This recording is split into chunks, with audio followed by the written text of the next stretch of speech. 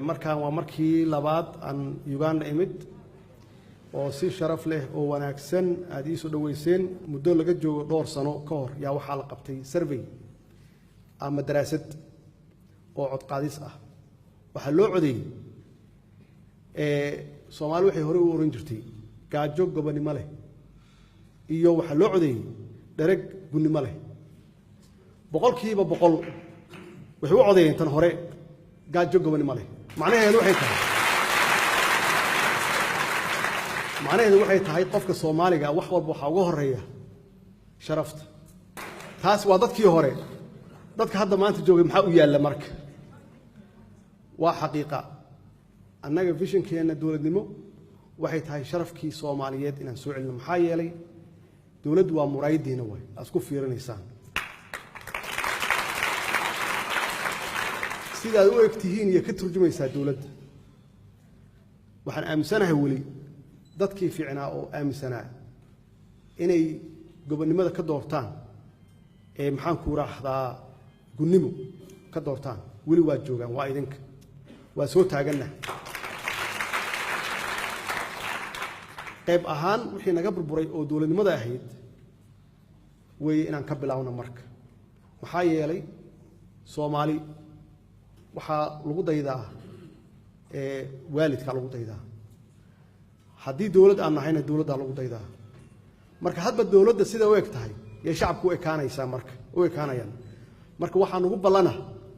annagoo magaciina matalayna inaan sharafkii iyo qabkii Soomaalinimo aan soo celino intii rabtaan ugu qaadato dawladnimadiinu qiime yeelanaysaa sharafkii Soomaaliya waa soo noqonaya laakiin waxa naga qasay nabadgelyadeennii iyo ammaankeennii iyo noloshii aan adduunka kale kula tartami lahayn waa intaas dhalinyarada ah oo runtii fakar khaldan haysata saad ogtihiinna waxaan u fidaynaa cafis macnaheedu ma aha annagu naftigeena inaan rabno inaan leyno maxaa yeelay wiilasheennii weeye waxaan u fidaynaa cafis inay noo yimaadaan oo ay ka qayb galaan horumarka iyo dhismaha dalka waana sugaynaa inkastoo ay soo bilaabanayaan hadda inay soo dhiibaan walaalayaalow marka amniga Soomaaliya sugitaankiisu Soomaaliya kaliya ha ku haleynina idinku naftigiina mas'uuliyadda ka saaran maxaa yeelay waxaad sugaysaan